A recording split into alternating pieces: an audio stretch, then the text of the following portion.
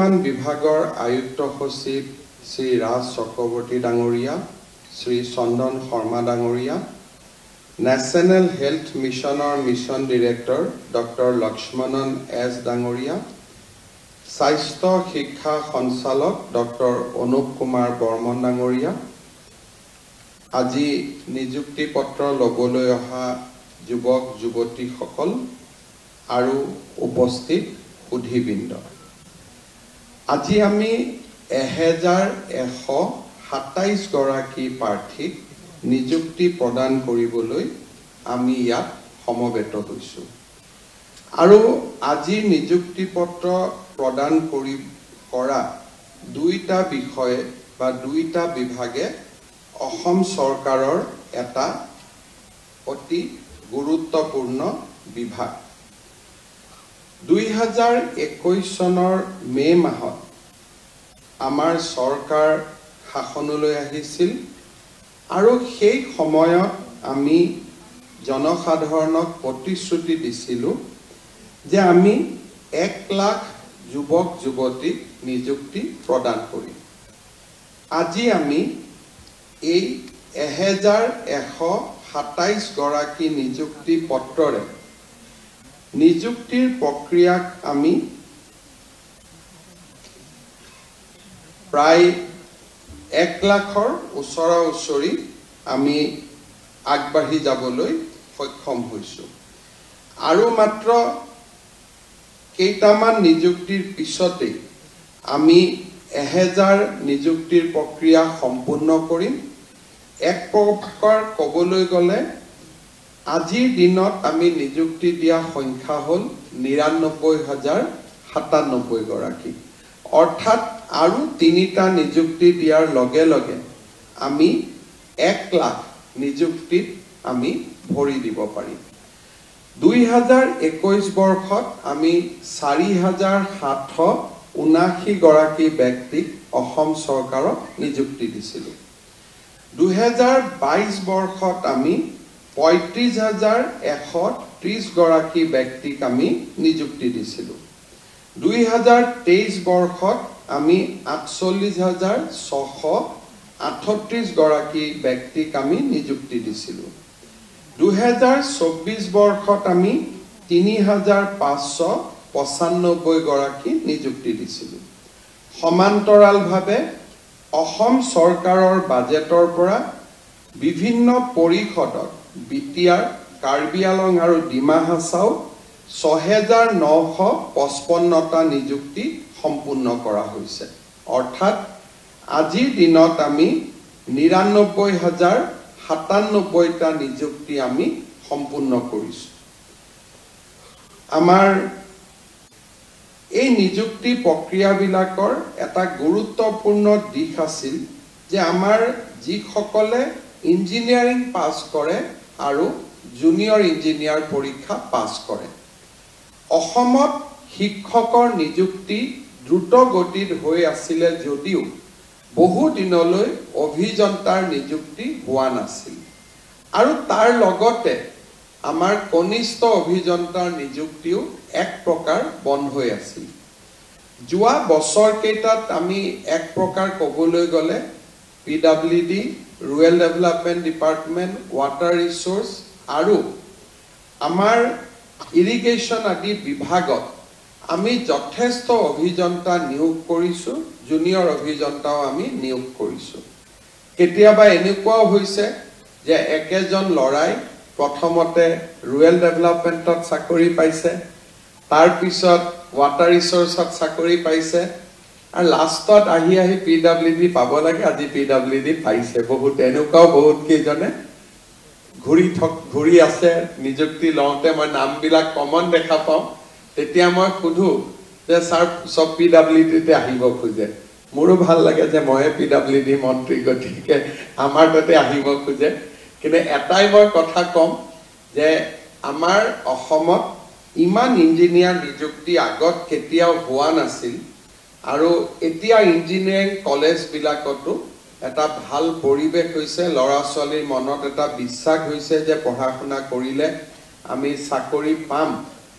চাকৰিৰ লগতে মই আমাৰ ইঞ্জিনিয়াৰ সকলক অনুৰোধ কৰিম যে আমাৰ আজি যেহেতু PWD বিল্ডিং আৰু আমাৰ ৰোডছত নিযুক্তি হৈছে মই ভাবো যে আমাৰ কাৰিকৰী জ্ঞানসমূহক আমি কেনেকৈ চাকৰি কালত প্ৰয়োগ কৰিম তাক আমি লক্ষ্য ৰখাটো অতিকে প্ৰয়োজনীয় মই যোৱা ৩-৪ বছৰ লোক নিৰ্মাণ বিভাগৰ মই মন্ত্ৰী হৈ আছো মুখ্যমন্ত্ৰীৰ লগতে আৰু মই দেখা পাওঁ যে আমাৰ বহু সময়ত ইঞ্জিনিয়াৰ সকলে ঠিকাদাৰ সকলৰ ওপৰতে নিৰ্ভৰশীল হৈ থাকে সাইট ভিজিট একেবাৰে কম থাকে আৰু আনকি বহুত সময়ত এস্টিমেট আদিও আমি নিজে চোৱাৰ অভ্যাসটো আমি কমাই পেলাম যেতিয়া এটা ৰাস্তাৰ মাজত পানী জমা হয় তেতিয়া আমি বুজি পাব লাগিব যে ইয়াত ইঞ্জিনিয়াৰৰ কোনো তেওঁলোকৰ কন্ট্ৰিবিউশন দিয়া নাই কাৰণ যেতিয়া ৰাস্তা এটা বনাব মাছটো সদায় ওপৰত থাকিব আৰু মাজৰ পৰা পানী দুইটা সাইডলৈকে নিগৰিত হ'ব লাগিব তাক আমি কেম্বাৰিং বুলি কওঁ কেম্বাৰিং আমি আমাৰ সাবজেক্ট আছে আমি ভালকৈ পঢ়ো কিন্তু আপোনালোকে এতিয়া গুৱাহাটীটো যদি ৰাস্তা ঘাটবোৰ চাব যায় দেখিব যেটো পথ হল হৈছে ৰাস্তাৰ মাজত হৈছে তাৰ মানে আমি ইয়াতে ঠিকাদাৰ সকল আহিছে আৰু তেওঁলোকে যেনেকে ৰাস্তা বনাই দিছে তেনেকে আমি চাইছো আমি নিজৰ অভিযান্ত্ৰিক যেটো মূল্য সেইটো তাত আমি নিয়োগ কৰা নাই ঘৰৰ নিৰ্মাণটো আমি দেখা পাওঁ যে বিল্ডিংটো ৰং আদি হৈ থাকে কিন্তু নিৰ্মাণৰ সময়তে বহুত বিলাক ক্ৰেক আমি দেখা পাওঁ তাৰ মূল কাৰণটো হল যে আমি নিৰন্তৰ তাত ভিজিট নকৰা কাৰণে কিমান বালি দিছে কিমান সিমেন্ট দিছে কিমান পানী মাৰিছে আমি কোনেও নাচাও শেষত ৰংটো দি দিয়াৰ পিছতে ভিতৰত গুটেইখিনি কথা সোমাই যায় উদ্বোধনৰ দিনাখন কোনেও একো গম নাপায় দুদিন পিছত বিল্ডিং বিলাকত ক্ৰেক ওলাব ধৰে ইয়াৰ ফলত আমাৰ ক্ষতিটো হয় কি যে এটা ৰাস্তা নিৰ্মাণ কৰোতে আজিকালি 1 কিলোমিটাৰ ৰাস্তা বনাওতে প্ৰায় 1.5 কোটি টকা লাগে আৰু যিমানে ৰাস্তাৰ বনোৱাৰ মূল্য বাঢ়ি গৈছে হিমানে নতুন ৰাস্তা বনোৱাৰ ক্ষমতাটো আমাৰ সীমিত হৈ আহি আছে কাৰণ এটা ৰাস্তা যদি বনাব 1.5 কোটি টকা লাগে তেতিয়ালে 100 কোটি টকা খৰচ কৰিও আমি 100 কিলোমিটাৰ ৰাস্তা বনাব নোৱাৰো ফলত বহুতো গাঁৱৰ মানুহে চহৰৰ মানুহে পকি ৰাস্তাটাৰ পৰা বঞ্চিত হৈ থাকিব লাগে আৰু ভূতৰ ওপৰত দান পৰা দি যদি এবছৰতে সেই ৰাস্তাটো আমি ৰিপেয়াৰিঙত যাব লাগে তেতিয়াহলে আৰু টকা আমি সেই ৰাস্তাটোতে দিব লাগে আজি আপোনালোকে চালে দেখা পাব যে অসমত কোনো এটা ৰাস্তাই 3 বছৰতকৈ বেছি নীতিকে তাত আমি আকৌ ৰিপেয়াৰিং কৰিবলগীয়া হয় তাৰ মূল কাৰণটো মানুহে কয় যে বৰষুণ হয় ফ্লাড হয় কিন্তু মূল কাৰণটো হল যে আমাৰ ইঞ্জিনিয়াৰ সকলে ৰাস্তাটো নিৰ্মাণৰ সময়ত নিৰ্মাণ কাৰ্যৰ লগত একেবাৰে জড়িত হৈ নাথাকে আৰু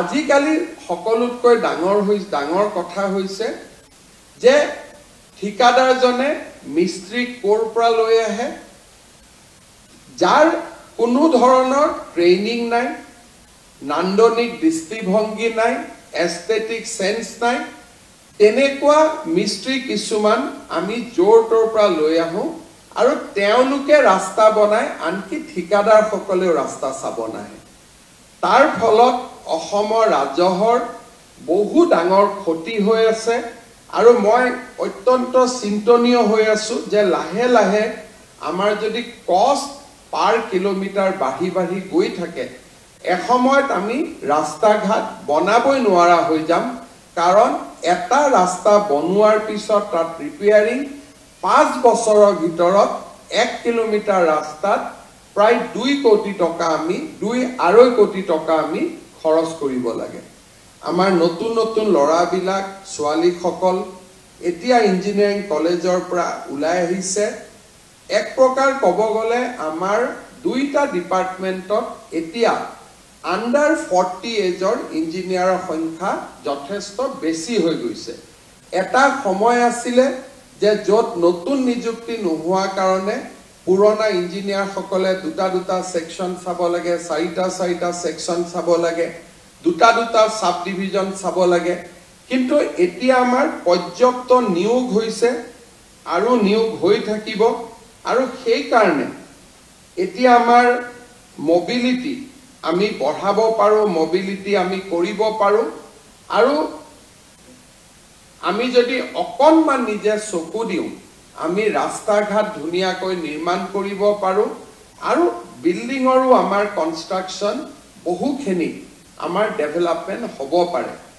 আগতে আমি যিমান কাম কৰিব নাপাইছিলো এসময়ত পিডব্লিউ ডিপাৰ্টমেন্টে বক্স টাইপ আৰসিসি ঘৰ বনাইছিলে এটাই প্যাটাৰ্ন আছিল কিন্তু এতিয়া আৰ্কিটেক্ট আদি নতুনকৈ অহা কাৰণে আমাৰ সৰকাৰি ঘৰবিলাকো ধুনিয়া হৈছে এটা নান্দনিক দৃষ্টিভংগী হৈছে তাৰ লগত যদি ইঞ্জিনিয়াৰ সকলৰ সুপাৰভিজন হয় তেতিয়ালে আমি বিল্ডিংও খুব ধুনিয়াকৈ আমি ফিনিশিং কৰিব পাৰো আৰু ভাল ফিনিশিং বিল্ডিং এটা আমাৰ কষ্ট বা আমাৰ ৰিপেয়াৰিং বহুত কম হয় যোৱাকালিয়ে মই এছেম্বলিত আছিলো এছেম্বলিৰ অধ্যক্ষ মহোদয়ে মোক বাৰে বাৰে অভিযোগ কৰি আছিল যে বৰষুণ হলে বিল্ডিংটো লিক কৰে অথচ এই বিল্ডিংটো আমি কেতিয়া উদ্বোধন কৰিছিলো যোৱা বছৰ উদ্বোধন কৰিছিলো এটা বছৰত বনোৱা বিল্ডিংত যেতিয়া লিক কৰে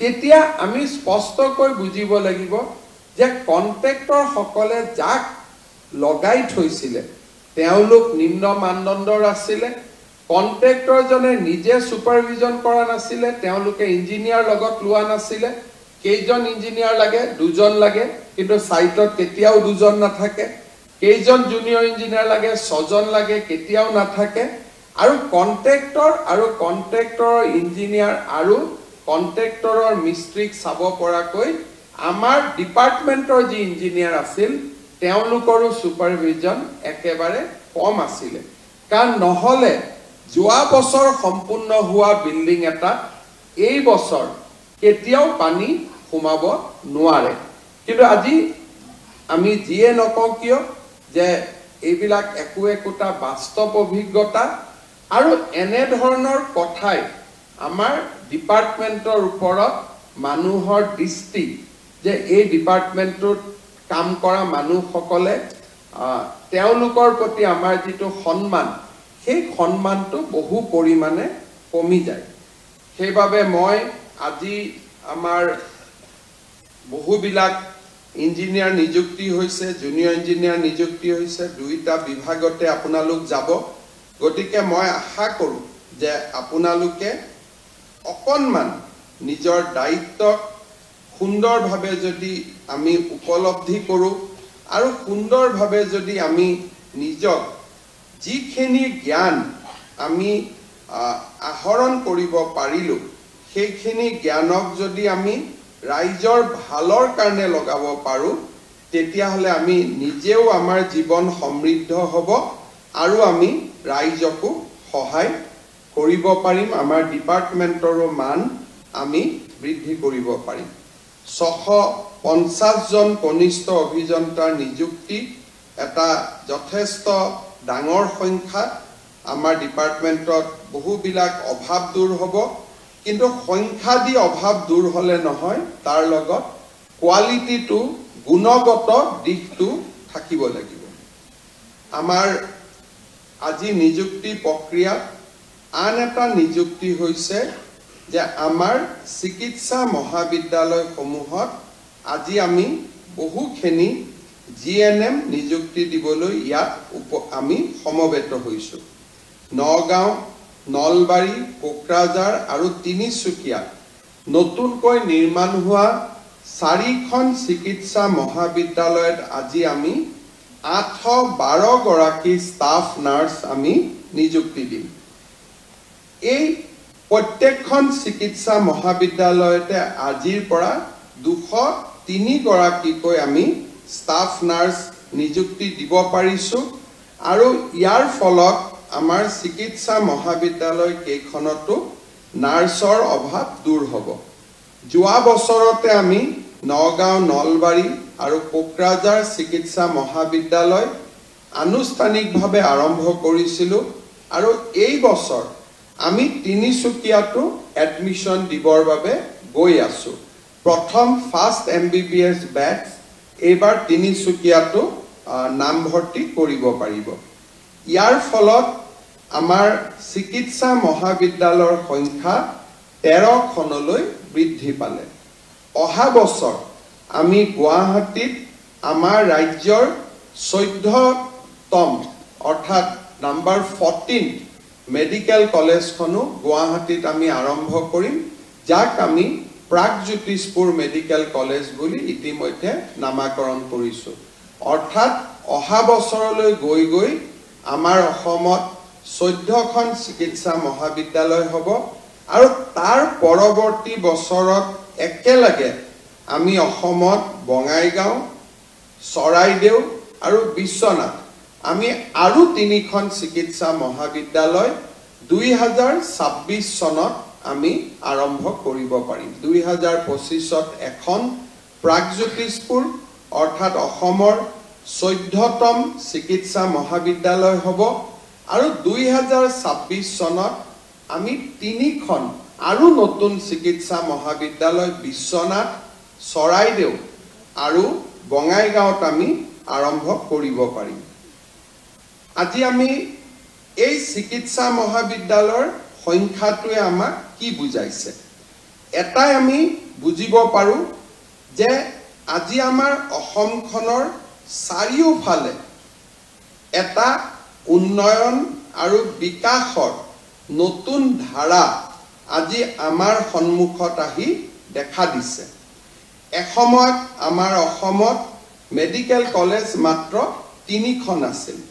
3খন মেডিকেল কলেজৰ পৰা গৈ গৈ আমি 13খন মেডিকেল কলেজত আজি আমি ইয়াক কাৰ্যক্ষম কৰিব পাৰিছোঁ।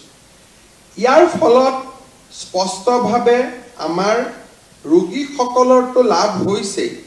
প্ৰতিখন চিকিৎসা মহাবিদ্যালয়ত 200 গৰাকীকৈ ষ্টাফ নাৰ্ছৰ নিযুক্তি হৈছে। তাৰ মানে এই চিকিৎসা মহাবিদ্যালয় কেইখন নিৰ্মাণ হোৱা বাবেই 3খন আমি বাদ দিলোঁ। আজি আমাৰ ষ্টাফ নাৰ্ছ হিচাপে 2000-2500 ছোৱালীয়ে চৰকাৰী চাকৰি পাবলৈ সক্ষম হৈছে। 2006 চনত যেতিয়া মই অসমৰ স্বাস্থ্য মন্ত্ৰী হৈছিলোঁ তেতিয়া মোৰ আজিও মনত আছে, সেই সময়ত ANM, GNM পাছ কৰা ছোৱালীসকল মোৰ ওচৰত আহিছিল। ছোৱালী বুলি ক'লে ভুল হ'ব, 10-12 বছৰ আগতে তেওঁলোকে GNM আৰু ANM পাছ কৰিছিল। স্কুলত যোৱা ল'ৰা ছোৱালীক লৈ মোক আহি লগ কৰিছিল। তাৰমানে GNM সকলে চাকৰি নাপাইছিল, ANM সকলে চাকৰি নাপাইছিল।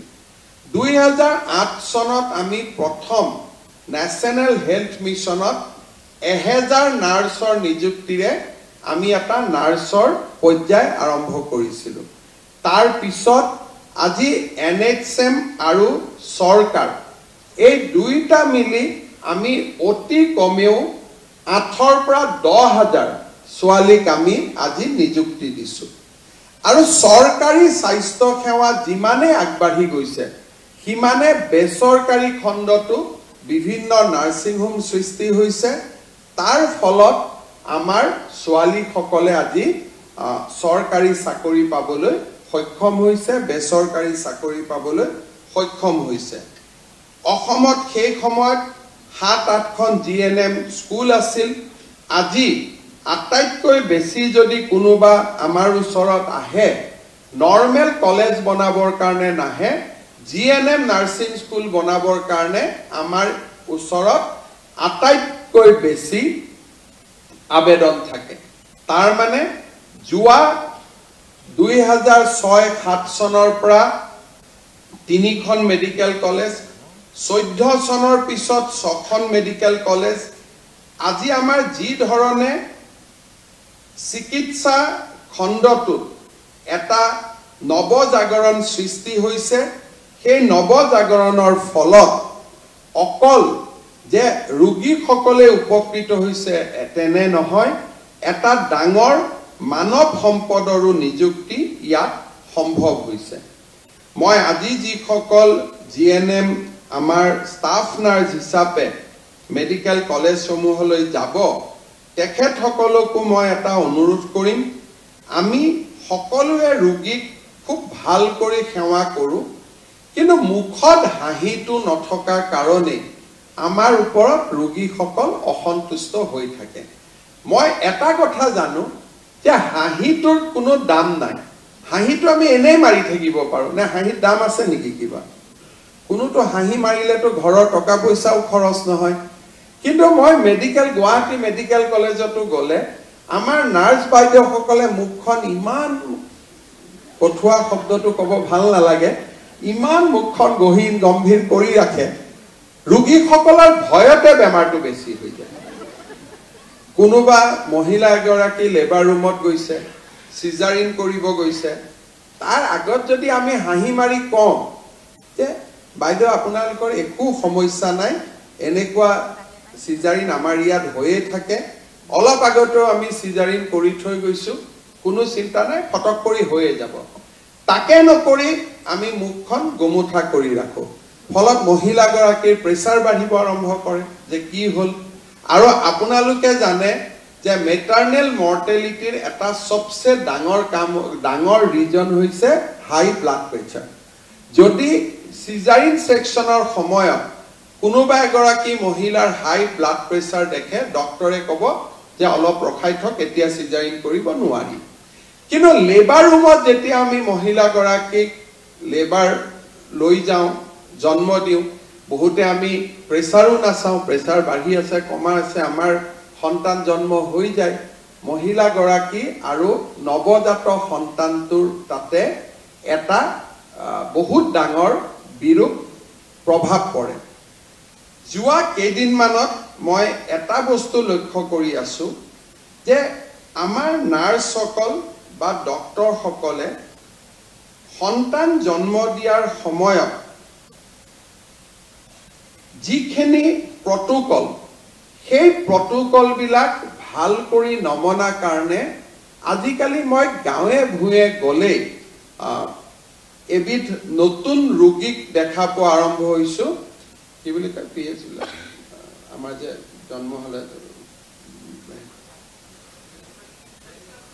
চেলিব্ৰেল পালচি। আজিকালি আগতে মইতো অসমত মোৰ ৰাজনীতি কৰা 24-25 হৈ গ'ল, বছৰ হৈ গ'ল, গাঁৱে ভূঞে ঘূৰি থাকোঁ। আগতে ইমান চেলিব্ৰেল পালচিৰ পেচেণ্ট আমি দেখা নাপাইছিলোঁ। এতিয়া যি মিটিঙতে যাওঁ 4 গৰাকী চেলিব্ৰেল পালচিৰ পেচেণ্ট বহিয়ে থাকে। দেখিলে মনটো বেয়া লাগে। আৰু আমি সকলোৱে জানো যে চেলিব্ৰেল পালচি হোৱাৰ মূল কাৰণটো হ'ল যে জন্মৰ সময়ত হোৱা একোটা ভুল সিদ্ধান্ত। বাচ্চা ভিতৰত আছে, আমি ইনষ্ট্ৰুমেণ্টেদি টানি পেলাই বাচ্চাটোক জন্ম কৰাইছোঁ, ইনষ্ট্ৰুমেণ্টটোৱে মূৰত আঘাত কৰিছে, তাৰ ইমিডিয়েট ৰিজন হ'ল চেলিব্ৰেল পালচি। সন্তানটো আমি মাৰ গৰ্ভৰ পৰা উলিয়াই আনিছোঁ, নাৰ্ছগৰাকীয়ে যেনেকৈ ধৰিব লাগে তাত নধৰি মূৰত বেছি প্ৰেছাৰ দি দিছোঁ, বাচ্চাটোৰ কি হৈছে? চেলিব্ৰেল পালচি হৈছে।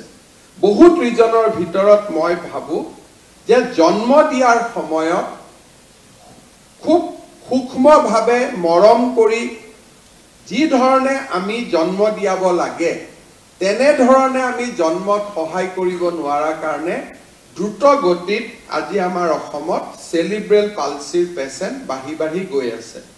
ল'ৰা ছোৱালীবিলাকক দেখিলে মনটো একেবাৰে বেয়া হৈ যায়। ইমানে তেওঁলোক কষ্টত থাকে, মাক বাপেকৰ কাৰণে আৰু কষ্ট বেছি, না ধৰিব নাই এৰিব। সন্তানটোক ধৰি ৰাখিব নোৱাৰে, খৰচ আছে, ফিজিঅথেৰাপি কৰিব লাগে, চিকিৎসা নাই, মাহত খৰচ, এৰিব নোৱাৰে নিজৰ পেটৰ বাচ্চা। এই ধৰণৰ আমাৰ কষ্টত ভোগ কৰা বহুত পেচেণ্ট মই মিটিঙত গ'লে দেখা পাওঁ। মই সুধো যে আপোনাৰ ল'ৰাটোৰ জন্ম ক'ত হৈছিল? বিভিন্ন জাগাৰ কয়, কিন্তু বেছিকৈ গভৰ্ণমেণ্ট হস্পিটালৰ নাম কয়, কাৰণ এইবিলাক দুখীয়া মানুহ। গভৰ্ণমেণ্ট হস্পিটালত আমি ইনষ্টিটিউচনেল ডেলিভাৰী বাঢ়িলেই নহ'ব, ইনষ্টিটিউচনেল ডেলিভাৰীৰ লগত আমাৰ কোৱালিটিটো বাঢ়িব লাগে। কোৱালিটিটো কোনে বঢ়ুৱাব? আমাৰ ষ্টাফ নাৰ্ছ আৰু ডক্টৰসকলে। বেচিকেলি নৰ্মেল ডেলিভাৰীৰ ক্ষেত্ৰত ডক্টৰৰ ভূমিকা খুবেই কম থাকে। আমাৰ ষ্টাফ নাৰ্ছসকলেই নৰ্মেল ডেলিভাৰী কৰোৱায়। চিজাৰিন হ'লে ডক্টৰ থাকে, আৰু এতিয়া আমি ষ্টাফ নাৰ্ছসকলক ৱেলনেছ চেণ্টাৰত আমি CHO কৰি দিছোঁ। তাৰমানে ৱেলনেছ চেণ্টাৰটো আমাৰ ষ্টাফ নাৰ্ছ বাইদেউসকলে হেড কৰে, গোটেই ব্যৱস্থাটো চাই তাত থকা নৰ্মেল ডেলিভাৰীখিনি আমিয়ে কৰাম। আমি যদি তুলনা কৰোঁ কেৰেলা আদি জাগাত, নাৰ্ছ পঢ়ি উঠি নাৰ্ছিং এনাষ্টেচিছৰো তেওঁলোকে ট্ৰেইনিং লয়। বহুত নাৰ্ছে এনাষ্টেচিয়াও দিব পাৰে। আমাৰ অসমত বহু কেইখন হস্পিটাল আছে য'ত জন্মৰ সময়ত এনাষ্টেচিয়া নাৰ্ছে দিয়ে। BSc নাৰ্ছিং কৰাৰ পিছত আমি এনাষ্টেচিয়া দিব পৰাও আমি সক্ষমতা আহৰণ কৰোঁ। ষ্টাফ নাৰ্ছ পৰ্যায়ত আমি যদি আমাৰ গুণখিনি আমি যদি নিৰন্তৰভাৱে বিশ্লেষণ কৰোঁ, খুব ধুনীয়াকৈ সন্তান জন্ম দিয়া আমি যদি এটা অভ্যাসত পৰিণত ৰাখোঁ, পেচেণ্টসকলক চাব গ'লে মুখত হাঁহি এটা যদি ৰাখোঁ, মই ভাবোঁ আমাৰ হেল্থ ছেক্টৰটো নিজে নিজেই বহুখিনি ভাল হ'ব। মই সেইকাৰণে আজি ইয়াতে 812 গৰাকী ছোৱালীয়ে নিযুক্তি পাইছে। এটাই মই অনুৰোধ কৰিম, যাতে হাঁহিটো সদায় থাকে।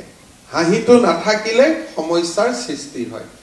দ্বিতীয় আৰু এটা মই সদায় অনুৰোধ কৰোঁ, যেতিয়া নাৰ্ছত এপইণ্টমেণ্ট লেটাৰ দিব আহোঁ, আমি বাল্য বিবাহ বন্ধ কৰিছোঁ, কিন্তু বয়স হোৱা ছোৱালীৰ বিয়া বন্ধ কৰোৱা নাই। গতিকে আমাৰ নাৰ্ছসকলে, বিশেষকৈ ইয়াত যিহেতু ছোৱালী, ঘৰত দেউতা মাসকলে চিন্তা কৰি থাকে সোনকালে বিয়াখনো পাতি ল'ব লাগে। কাৰণ মোক বহুত দেউতাক মাকে কয় যে আজিকালি আমাৰ ছোৱালীসকলে বহুত দেৰিকৈ বিয়া পাতে। মোৰ এটাই অনুৰোধ, বাল্য বিবাহ হ'ব নালাগে, দেৰিকৈও বিয়া হ'ব নালাগে, সময়ত বিয়া হ'ব লাগে। আৰু সময়ত বিয়া হৈ সময়ত সন্তান জন্ম দিলেও মেটাৰনেল মৰ্টেলিটি বহু গুণে কমি যায়। মই যিখিনি কথা কৈ আছোঁ বিজ্ঞানৰ দৃষ্টিভংগীৰ পৰা কৈ আছোঁ। আমাৰ মেটাৰনেল মৰ্টেলিটি ৰোধ কৰাৰো আন এটা ডাঙৰ বিষয় হৈছে উপযুক্ত সময়ত বিয়া। আজি এই প্ৰসংগটো মই কিয় উল্লেখ কৰিছোঁ যে আপোনালোক কিছুমানে এনেকুৱা মেডিকেল কলেজত যাব য'ত 16-17 বছৰতো কিছুমান ছোৱালী দেখিব যোনে সন্তান জন্ম দিব আহে। ডক্টৰবিলাক পুৰুষ হ'লে কথা পাতিব নোৱাৰি, মহিলা হ'লেও ডক্টৰৰ ইটোৰ পিছত ইটো কাম থাকে। আপোনালোকে মহিলাসকলৰ লগত কিছু সময় খৰচ কৰিব পাৰে।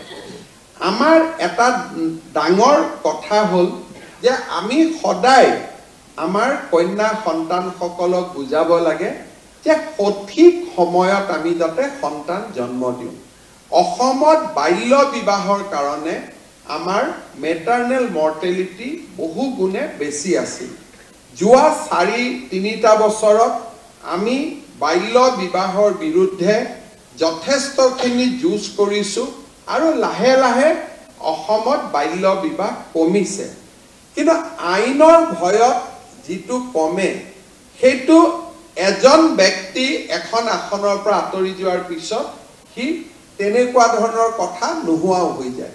মোৰ নিজৰ মনত আছে, মই যেতিয়া হেল্থ মিনিষ্টাৰ আছিলোঁ, মাজত 2014-15-16ত মই মন্ত্ৰী দায়িত্বত নাছিলোঁ। 17-16 চনত যেতিয়া মই স্বাস্থ্য মন্ত্ৰী হওঁ নতুনকৈ, তেতিয়া মই দেখা পাওঁ যে মোৰ দিনত যিমানবিলাক ভাল কাম আৰম্ভ হৈছিল তাৰ 90% কাম 2 বছৰত নোহোৱা হৈ গৈছিল। এটা ডাঙৰ কাম আছিল স্বচ্ছ নিযুক্তি, কিন্তু সেই সময়ত আনকি নাৰ্ছৰ নিযুক্তিটো মানুহে টকা পইচাৰ ঘটনা কৰিবলগীয়া হৈছিল, স্বচ্ছতা এক প্ৰকাৰ নোহোৱা হৈ গৈছিল। আজি মই পুলিচ CRP লগাই যদি কবাত বাল্য বিবাহ বন্ধ কৰিছো, যিদিনাখন আমিবোৰ নাথাকিম সিদিনাখন মানুহ আকৌ বেক টু স্কুৱেৰ হৈ যাব, য'ত আছিল তালৈকে ঘূৰি আহিব। কিন্তু মানুহৰ মন মগজুত আমি যদি এবাৰ সুমুৱাই দিব পাৰো যে বাল্য বিবাহ এটা ভুল কথা, যদি মানুহৰ সাইকোলজিটি সোমাই যায়, তেতিয়া সি জেনেৰেশ্যন টু জেনেৰেশ্যন সি থাকি যায়। আজিৰ জেনেৰেশ্যনে আজি যদি ছোৱালীজনীয়ে ভুলতে সন্তান জন্ম দিলেও দ্বিতীয়টো সন্তান জন্ম দিওঁতে তেখেতে বহুতবাৰ চিন্তা কৰিব। নিজৰ ভনীয়েকক গৈ পৰামৰ্শ দিব যে কম বয়সত বিয়া পাতিব নালাগে, আৰু ঠিক বয়সত বিয়া পতাও পৰামৰ্শ দিয়াটো আমাৰ আৰু এটা কাম, যাতে এগৰাকী ছোৱালী আটাইতকৈ স্বাস্থ্যৰ ফালৰ পৰা আটাইতকৈ যিটো সময়ত সুস্থ হৈ থাকিব, সেইটো সময়তে যদি সন্তান জন্ম দিয়ে তেতিয়াহ'লে আমাৰ নিগেটিভ কোনো ইম্পেক্ট কৰিব নোৱাৰে। আজি 812 গৰাকী যি ষ্টাফ নাৰ্ছ নিযুক্তি হ'ব, আপোনালোকে প্ৰতিটো দিনতে গৰ্ভৱতী মহিলাক সাক্ষাৎ কৰিব লগ পাব আৰু গৰ্ভধাৰণৰ আৰম্ভণিটো লগ পাব। আপোনালোকে শিকি অহা কথা বতৰাবিলাক তেখেতসকলক যদি শিকাব পাৰে, তেখেতসকলক বুজাব পাৰে, তেতিয়া আমি অসমত বাল্য বিবাহো আমি ৰোধ কৰিব পাৰিম। সুস্থ সময়ত আমি বিয়া পতাৰ এটা পৰিৱেশ নিৰ্মাণ কৰিব পাৰিম, আৰু তেতিয়া আমাৰ মেটাৰনেল মৰ্টেলিটি আৰু ইনফেন্ট মৰ্টেলিটিও আমাৰ বহু পৰিমাণে কমি যাব। এতিয়া মই শেষত এটা বিশেষ কথাৰে সামৰণি মাৰিব খুজিছো। আজি আমি বিশেষকৈ নাৰ্ছত যিসকলে নিযুক্তি পাইছো, কিছুমানে নগাঁৱত পাইছো, কিছুমানে নলবাৰীত পাইছো, কিছুমানে কোকৰাঝাৰত পাইছো, কিছুমানে তিনচুকীয়াত পাইছো। যদি উজনি অসমৰ ছোৱালী এগৰাকীয়ে নলবাৰীত নিযুক্তি পাইছে, সদায় মনটোত লাগি থাকিব যে মোক ট্ৰেন্সফাৰ লাগে, ট্ৰেন্সফাৰ লাগে, ট্ৰান্সফাৰ লাগে। এতিয়া আমাৰ অসুবিধাটো ক'ত? মই নলবাৰীৰ পৰা আপোনাক তিনিচুকীয়ালৈকে পঠাই দিলো, কিন্তু তিনিচুকীয়াৰ পৰা যদি নলবাৰীলৈকে কোনোবা এগৰাকী নাহে, ৰাতি ৱাৰ্ডত ডিউটিটো কোনে কৰিব? লগৰ ছোৱালী এজনীটো কৰিব নোৱাৰে। পিছদিনাখন অতীত কাম কোনে কৰিব? ৱাৰ্ডত কোনে যাব? আমাৰ অসমত আটাইতকৈ ডাঙৰ কথাটো হ'ল যে সকলোৱে নিজৰটো ভাবিব যে মই যদি ডিব্ৰুগড় তিনিচুকীয়াত যাব পাৰো, বা ডিব্ৰুগড় তিনিচুকীয়াত থকা ছোৱালীজনী নলবাৰীত আহিব পাৰে, আমি ভাবো যে আমাৰ কামটো হৈ গ'ল। চৰকাৰেও আনিব খোজে, চৰকাৰৰো কোনো আপত্তি নাথাকে, কিন্তু কোনোবা এগৰাকী যদি তাত নাযায়, আমি মেডিকেল কলেজখন কেনেকে চলাম? আজি ইয়াত আমাৰ মেডিকেল কলেজৰ প্ৰিন্সিপালসকল বহি আছে, সুপাৰিনটেণ্ডেণ্টসকল বহি আছে। এগৰাকী নাৰ্ছ ট্ৰান্সফাৰ হৈ গ'লেও, এগৰাকী ডক্টৰ উইদাউট ৰিপ্লেচমেণ্ট ট্ৰান্সফাৰ হৈ গ'লেও তেওঁলোকৰ বহুত কষ্ট হয়, হস্পিটেলখন চলাব নোৱাৰা হৈ যায়। সেইকাৰণে মই গোটেই ছোৱালীসকলক অনুৰোধ কৰিম যে অসম চৰকাৰে নতুন এটা ব্যৱস্থা আৰম্ভ কৰিছে, 2 অক্টোবৰৰ পৰা আৰম্ভ কৰিম। অৱশ্যে নতুন আজি চাকৰি পোৱাসকলৰ কাৰণে এইটো খোলা নাথাকিব, এবছৰ পিছত এই ব্যৱস্থাটো আমি ল'ব পাৰিম যে কোনোবাই যদি কৰবাত যাব খোজে, 2জনী ছোৱালীৰ মাজত কথা পাতি লওক। তিনিচুকীয়াৰ পৰা কোকৰাঝাৰত অহা গৰাকী, কোকৰাঝাৰৰ পৰা তিনিচুকীয়াত অহা গৰাকী, পোৰ্টেল এটা থাকিব। পোৰ্টেলত 2খন এপ্লিকেশ্যন উঠাই দিয়ক, ট্ৰান্সফাৰ অৰ্ডাৰ নিজে নিজে কম্পিউটাৰৰ পৰা ওলাই যাব, কোনো মানুহৰ তাতো যাব নালাগে। কিন্তু যদি সি একপক্ষীয় হয় যে মই যাব খোজো কিন্তু কোনো মোৰ জায়গাত আহিব নোখোজে, তেতিয়ালৈকে পোৰ্টেলটোৱে তেতিয়ালৈকে তাৰ এপ্লিকেশ্যন বিলাক গ্ৰহণ নকৰিব। তাৰ কাৰণে আমাৰ 800 ছোৱালী বা আৰু 3000 ছোৱালীয়ে কাম কৰি আছে নিজৰ মতে মেডিকেল কলেজখিনি সজাই লওক আমাৰ কোনো আপত্তি নাই কাৰণ আমি এটা ভাবি নিযুক্তি দিছো আমাৰ নিযুক্তিটো ভুলো হ'ব পাৰে নলবাৰী ছোৱালী নলবাৰী এড্ৰেছ চাই দিছো কিজানি ডিব্ৰুগড়ত লৰা এটাৰ লগত বিয়া হ'ব কালি পৰহিত তেখেত ডিব্ৰুগড়ত যাব লাগিব গতিকে আমি মানুহৰ এড্ৰেছ বিলাকটো আজি যিটো দিছো এইটোৱে নাথাকে আমি সদায় চেষ্টা কৰো যে যদি এই ৰিক্ৰুটমেন্টতে আপোনালোকে চাব যে তিনিচুকীয়াৰ ফালৰ যিমানে এড্ৰেছ দিছে আমি তিনিচুকীয়াতে দিব যত্ন কৰিছো কিন্তু যদি তিনিচুকীয়াৰ পৰা আৰু বেছি ছোৱালী পাছ কৰিছে লখিমপুৰ ধেমাজিৰ পৰা আৰু ছোৱালী পাছ কৰিছে তাইকটো আমি নগাঁৱত দিব লাগিব যদি নগাঁৱত বহুত ছোৱালী পাছ কৰিছে তাইক আমি নলবাৰীত দিব লাগিব সেই কাৰণে নিজৰ ভিতৰতে আপোনালোকে এই হিসাব নিকাছটো মিলাই ললে আমাৰ কোনো অসুবিধা নহয় বুলা দুজনৰ লগত মিলিব নোৱাৰি তিনিজনৰ চেইন এটা কৰিলে মিলাব পাৰি তাতো আমাৰ আপত্তি নাই যে কোনোবাই ধেমাজি কোনোবাই লখিমপুৰৰ পৰা নলবাৰীত যাব নলবাৰীৰ পৰা কোনোবাই ধুবুৰীত যাব ধুবুৰীৰ পৰা কোনোবাই তিনিচুকীয়াত যাব মুঠৰ ওপৰত আমাৰো ক্ষতি হ'ব নালাগে আপোনালোকৰো ক্ষতি হ'ব নালাগে আমাৰ মানে কোন মোৰ নহয় ৰোগীসকলৰ কাৰণ আমি যেনেকে ৰোগীসকলৰ কথাটো আটাইতকৈ বেছি আমি চিন্তা কৰিব লাগে সেই কাৰণে 2 অক্টোবৰৰ পৰা আমি এই সুবিধাটো প্ৰথম আৰম্ভ কৰিম দেশত কতো নাই কৰ্মচাৰীক ইমান সুবিধা কৰি দিয়া চৰকাৰ দেশত কতোৱে নাই চাকৰিও বিনা পইচাত এপইন্টমেন্টও বিনা পইচাত সব বিলাক থকাৰ উপৰি 1 লাখতকৈ চাকৰি এতিয়া আমি নেক্সট ষ্টেপলৈকে যাব খুজিছো যে নিজে নিজৰ ট্ৰান্সফাৰ অৰ্ডাৰটো উলিয়াই লোৱা যে আপোনালোকে মই লখিমপুৰত যাব খুজিছো মই নলবাৰী খালি আমাৰ কাৰো অসুবিধা হ'ব নালাগে আৰু একেটা সুবিধা ইৰিগেশ্যন ডিপাৰ্টমেন্টতো থাকিব পিডব্লিউডিটো থাকিব খালি অফিচাৰৰ ক্ষেত্ৰত এই সুবিধাটো নাথাকে কাৰণ অফিচাৰ সকলক আমি এটা বেলেগ ধৰণে নিযুক্তি দিব লাগে কিন্তু তৃতীয় আৰু চতুৰ্থ শ্ৰেণীত কাম কৰা সকলোকে এইবাৰ আমি এইটো সুবিধা দিব খুজিছো যে আপোনালোকে যাতে নিজেই নিজৰ ভিতৰত মিউচুৱেল ট্ৰান্সফাৰ কৰি ল'ব পাৰে অফিচতো যাব নালাগে ডিএমই তাতো যাব নালাগে ডিএচএছৰ তাতো যাব নালাগে খালি আমি প্ৰত্যেক 2 মাহৰ মূৰে মূৰে কম্পিউটাৰত যিমান এপ্লিকেশন আছে আমি অৰ্ডাৰখিনি অটোমেটিক উলিয়াই দিম যে এভৰি 2 মাহ নতুন নতুন অৰ্ডাৰ প্ৰত্যেক 2 মাহত ওলাই থাকিব এইবাৰ মই মিউচুৱেলত সংগী নাপালো অহাবাৰ পাম অহা 2 মাহত আবেদন কৰিব পাৰিম তাৰ পিছৰ 2 মাহত পাম তাৰ পিছৰ 2 মাহত আবেদন কৰিব পাৰিম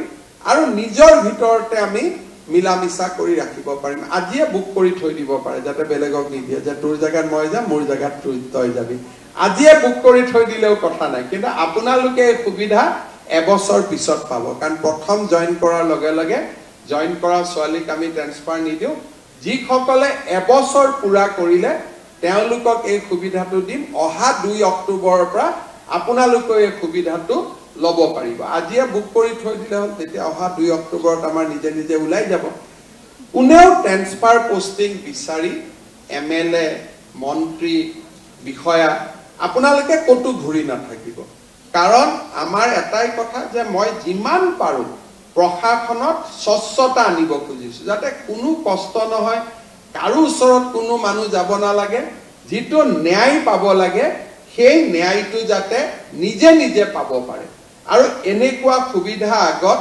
অসমত কোনো চৰকাৰৰ দিনত কোনেও আগতে পোৱা নাই প্ৰথমবাৰৰ বাবে আমি এই সুবিধা চৰকাৰী কৰ্মচাৰীসকলক দিবলৈ সিদ্ধান্ত লৈছো আৰু 2 অক্টোবৰৰ পৰা আমি ইয়াক কাৰ্যক্ষম কৰিম আমাৰ পুনৰ এবাৰ মই আজি নিযুক্তি পোৱা সকলোকে অভিনন্দন জনাইছো লোকসেৱা আয়োগকো অভিনন্দন জনাইছো যে যোৱা কেইটামান বছৰত যথেষ্ট নিযুক্তি হ'ব পাৰিছে মোৰ কাৰণেও আজি দিনটো খুব গুৰুত্বপূৰ্ণ কাৰণ যিটোৱে নেক্সট এপইন্টমেন্ট দিম তেতিয়ালৈকে 1 লাখ হৈ যাব অৰ্থাৎ আজি আমি 99,097 তাত ভৰি দিছো আৰু 3টা দিলে 1 লাখ হৈ যাব আৰু 40-50 হাজাৰ নিযুক্তি অহা বছৰৰ ভিতৰত আমি কৰিবৰ কাৰণে গৈ আছো কিছুমান কাম যিবিলাক কাম আমাৰ ৰাজ্যখনত আগতে কেতিয়াও হোৱা নাছিল তেনেকুৱা কামবিলাক হোৱাটো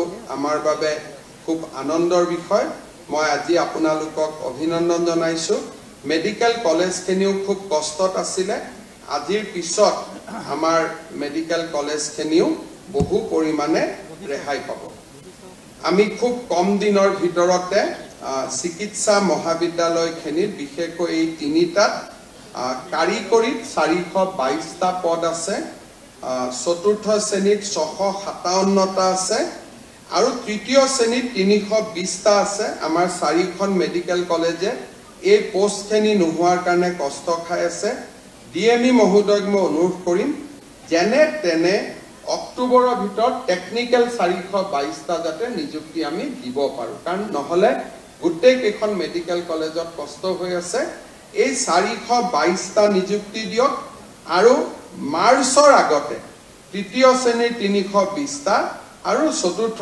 শ্ৰেণীৰো 657টা নিযুক্তি দিয়ক যাতে আমাৰ চাৰিখন মেডিকেল কলেজৰ প্ৰিন্সিপাল সকলে কিছু সকাহ লাভ কৰিব পাৰে নহলে তেওঁলোকৰ বহুতখিনি কষ্ট হৈ আছে পুনৰ এবাৰ সকলোকে অভিনন্দন জনাই মই মোৰ বক্তব্যৰ সামৰণি মাৰিছো আজি যি সকলে নিযুক্তি পালে এটা কথাই কম যে আমাক পঢ়া শুনা কৰাওতে দেউতা মাই আমাৰ কাৰণে বহুত কষ্ট কৰিছে সেই কাৰণে সকলোৱে যাতে দেউতা মাক আমি যেনে তেনে চাও এতিয়া দেউতা মাৰ কথা উলাওতে মই নতুন এটা কথা ক'ব খুজিছো ইমান দিনে আমাৰ চৰকাৰৰ যেতিয়া কোনোবা এজন কৰ্মচাৰী মৃত্যু হয় গুটে কম্পেনচনেট যেটো টকা অকল ঘৈণীয়েক গৰাকীয়ে পাইছিল এতিয়া আমি নতুনকৈ এটা ব্যৱস্থা কৰিব খুজিছো যে 20% বৃদ্ধ দেউতাক মাকে পাব 80% হে ঘৈণীয়েক গৰাকীয়ে পাব কাৰণ নহলে কেতিয়াবা মই দুখ দিব নোৱাৰো বহুত যুৱক যুৱতী ডেকা বয়সতে কেতিয়াবা এক্সিডেন্ট আদিত মৃত্যু হয় স্বাভাৱিকভাৱে ঘৈণীয়েক গৰাকীয়ে কৰবাত বিবাহ পাশত আবদ্ধ হয় এটো কোনো বেয়া কথা নহয় আমি তাক ভাল বুলিয়ে কম কিন্তু যেতিয়া ছোৱালীজনী বেলেগ এটা পৰিয়ালত গুচি যায় বৃদ্ধ দেউতাক মাকৰ মৃত লৰাজনৰ দেউতাক মাকৰ খুব কষ্ট হয় আমি অসম চৰকাৰত কি কৰো কম্পেনচনেট এপইন্টমেন্ট আমি বন্ধ কৰিছো কিন্তু এজন ব্যক্তিৰ চাকৰিৰ সময়ত মৃত্যু হলে চাকৰি থকা কাল চোৱালৈকে আমি গোটেই দৰমহা দি থাকো কিন্তু দৰমহাটো কাক দিও ঘৈণীয়েক গৰাকীক দিও এইবাৰৰ পৰা আমি নিয়ম কৰিছো যে 80% দৰমহা আমি ঘৈণীয়েক গৰাকীক দিম আৰু 20% দৰমহা আমি দেউতাক মাকক আমি দিম যাতে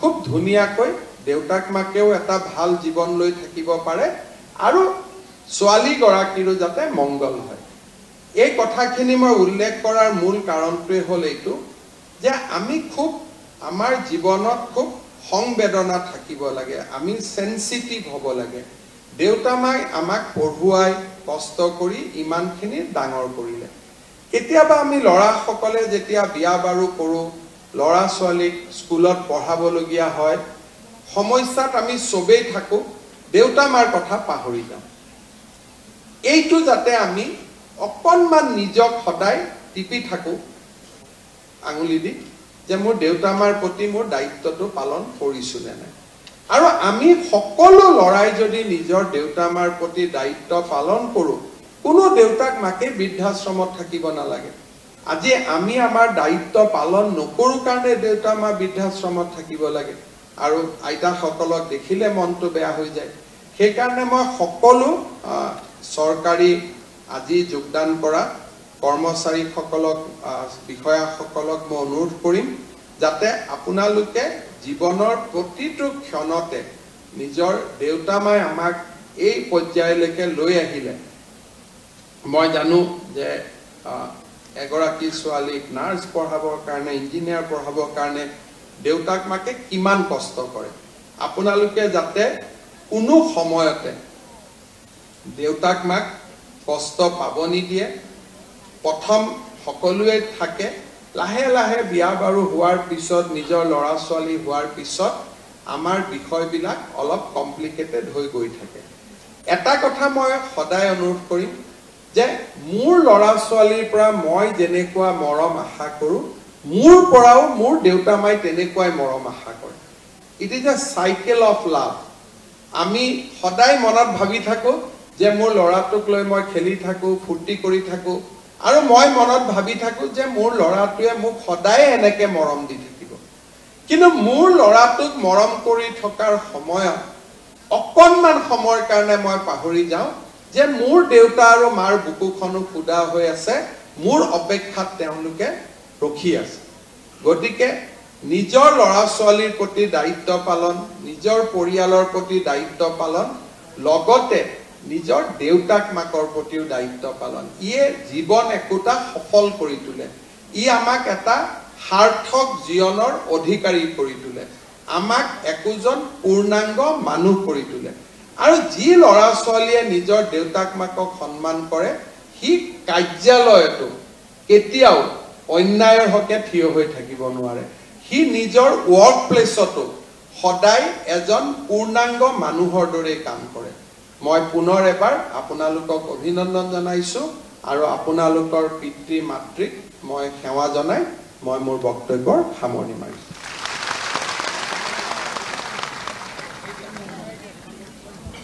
ধন্যবাদ।